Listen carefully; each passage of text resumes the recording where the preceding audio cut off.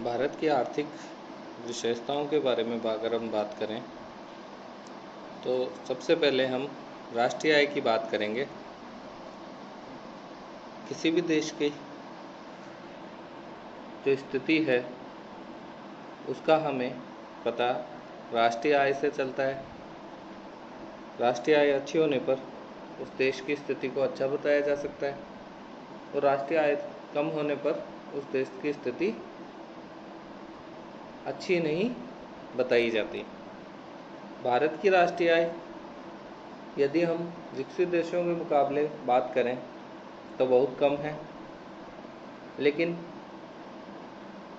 हमारे ही आसपास के कुछ देशों से अगर तुलना करें तो भारत की राष्ट्रीय आय बहुत अच्छी है, चीन को छोड़कर।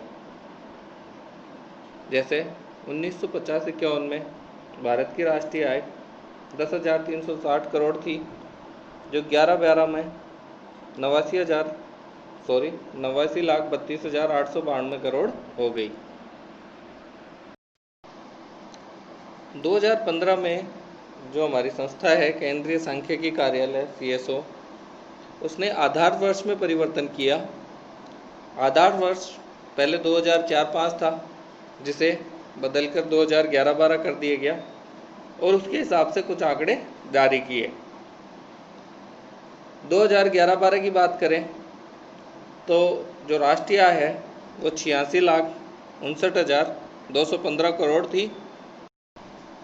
पहले हमने राष्ट्रीय आय की बात की, अब हम प्रति व्यक्ति आय की बात करेंगे।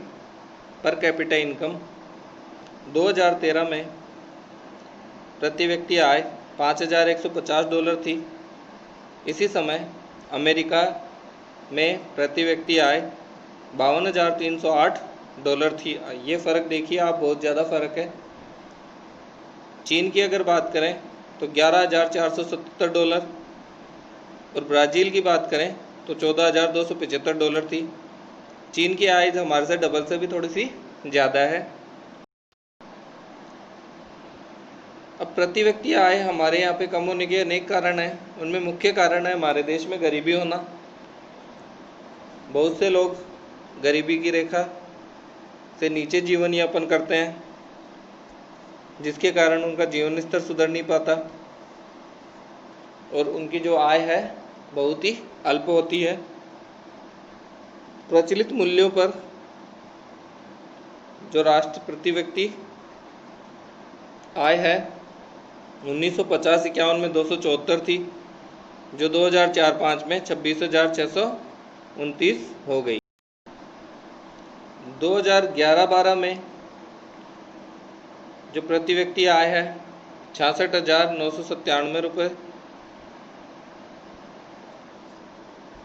2011-12 में ही जो नई श्रृंखला के आधार पर 63,460 रुपये से बढ़कर 13-14 और 14-15 में 68,867 और 72,889 हो गई।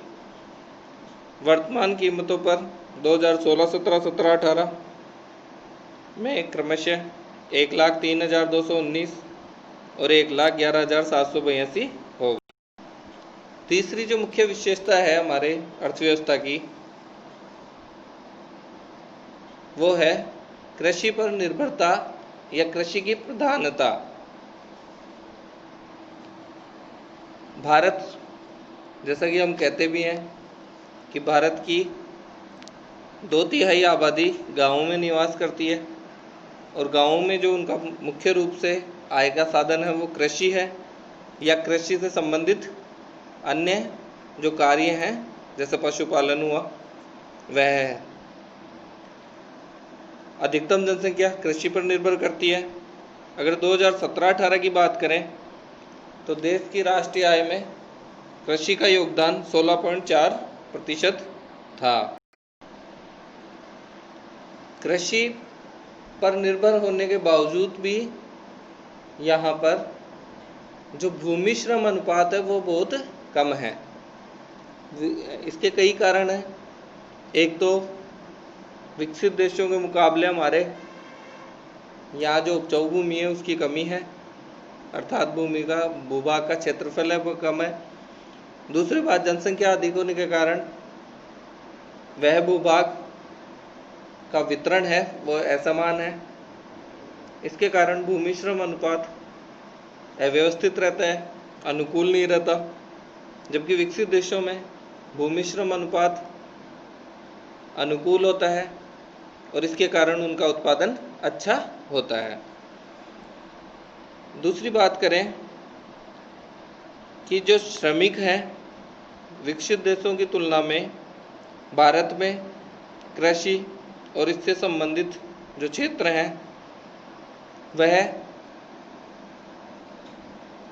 उनमें जो श्रमिक लगे हुए हैं वह विकसित देशों के मुकाबले अधिक है।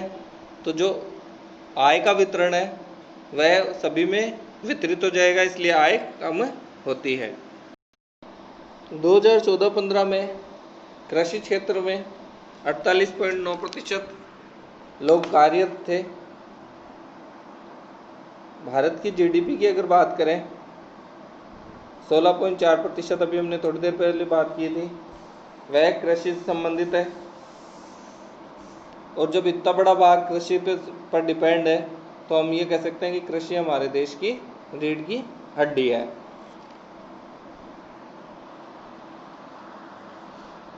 साठ प्रतिशत जनसंख्या हमने पहले ही बता दिया है कि 2/3 के लगभग जनसंख्या हमारी कृषि पर निर्भर रहती है। अब बात करें जनसंख्या विस्फोट की, जनसंख्या में जो वृद्धि है उसकी।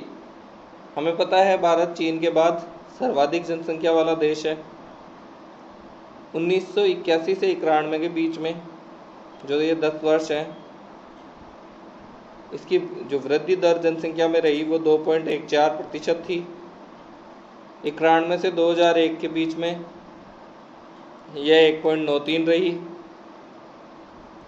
2001 से 2011 के बीच में यह 1.76 रही। 2011 की अगर बात करें तो भारत की जनसंख्या 2011 में 121 करोड़ थी और लगभग ये मान के चलें कि 1.7 करोड़ लोग प्रति वर्ष बढ़ रहे थे। जनसंख्या वृद्धि का परिणाम ये होता है कि जो प्राकृतिक संसाधन है उनका दोहन बढ़ जाता है और लोगों की मांग उन प्राकृतिक संसाधनों के अनुपात में बढ़ जाती है और प्रॉपरली प्राकृतिक संसाधनों का वितरण समान रूप से नहीं हो पाता। 1991 में भारत की जनसंख्या 84.6 करोड़ थी। 2001 में यह 102.7 करोड़ हो गई।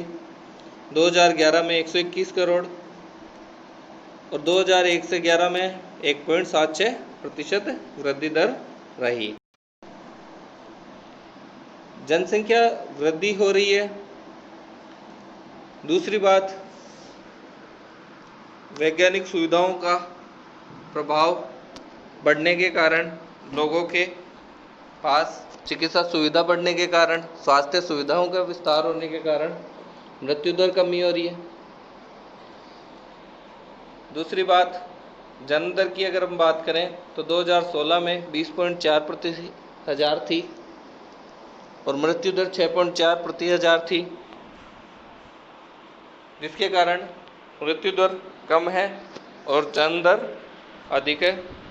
इसके कारण भी जनसंख्या पर दबाव बढ़ा है और जब जनसंख्या पर दबाव बढ़ता है तो ये मान के चलें भोजन, वस्त्र, आवास, चिकित्सा, शिक्षा, मतलब जो भी सुविधाएं हैं, जो भी वस्तुएं हैं जिनका उपभोग करना होता है, उन सभी की कमी उत्पन्न हो जाती है। जनसंख्या वृद्धि का मुख्य परिणाम ये भी होता है कि महंगाई बढ़ती है, बेरोजगारी बढ़ जाती है, अपराध की प्रवृत्तियां बढ़ जाती है लोगों में, क्योंकि रोजगार नहीं होगा तो वह आपराधिक गतिविधियों में इन्वॉल्व होने लगेंगे और इसके कारण एक बहुत बड़े स्तर जो जनसंख्या का भाग है उसका जीवन स्तर प्रभावी होगा और उनका जीवन स्तर उच्च नहीं हो पाएगा।